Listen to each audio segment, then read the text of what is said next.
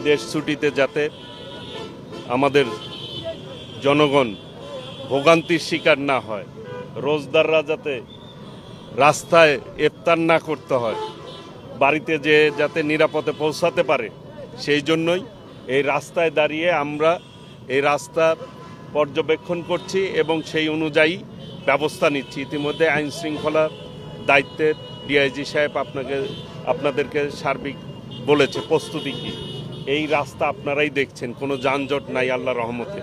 আজকে কিন্তু 40 লাখের অতিরিক্ত মানুষ এই রাস্তা দিয়ে যাতায়াত করবে। গার্মেন্টস আজকে ছুটি হয়েছে, কাজেই সেই জন্য জনগণের ভোগান্তি লাঘব করার জন্যই আমরা আজকে রাস্তায় এসে দাঁড়িয়েছি। জনগণের ভোটে আমরা নির্বাচিত হয়েছি, কাজেই জনগণের প্রতি আমাদের একটি আলাদা কমিটমেন্ট রয়েছে। মাননীয় প্রধানমন্ত্রীর জনাব তারেক রহমানের নির্দেশ রয়েছে যাতে করে জনগণ কোনোভাবেই ভোগান্তির শিকার না হয়, সেইভাবে আমরা পদক্ষেপ নিচ্ছি। যানজট হলে আইন শৃঙ্খলা বাহিনী যেভাবে ভূমিকা রাখে, যানজট যাতে সচল থাকে সেই অনুযায়ী ব্যবস্থা গ্রহণ করবে। আল্লাহর রহমতে এখন পর্যন্ত হয়নি। আমাদের প্রস্তুতি, সব রকম প্রস্তুতি রয়েছে ইনশাল্লাহ।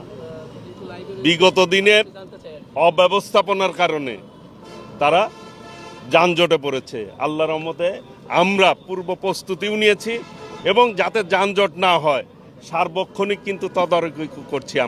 আমি নিজে তদারকি করছি, ডিআইজি সাহেব কিন্তু রাস্তায় আছেন, এসপি সাহেবও রাস্তায় রয়েছেন, পুলিশের সমস্ত কর্মীরা রাস্তায় রয়েছেন, আমাদের কর্মীরাও রাস্তায় রয়েছেন পুলিশকে সহযোগিতা করার জন্য। কাজেই আমি আশাবাদ ব্যক্ত করছি এইবার অন্তত যেভাবে ব্যবস্থা নেওয়া হয়েছে আল্লাহর রহমতে কোনো যানজটের কবলে কেউ পড়বে না। আল্লাহর রহমতে নির্বিঘ্নেই তার গন্তব্যে তারা যেতে পারবে ইনশাল্লাহ।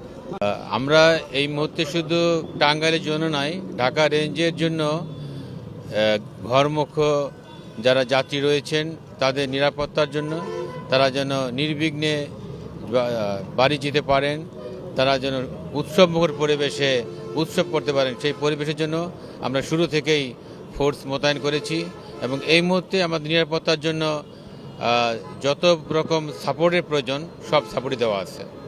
ঈদ পূর্ববর্তী এবং পরবর্তী সময়ে এরকম যদি ঘটনা ঘটার জন্য আমাদের পূর্ব প্রস্তুতি রয়েছে।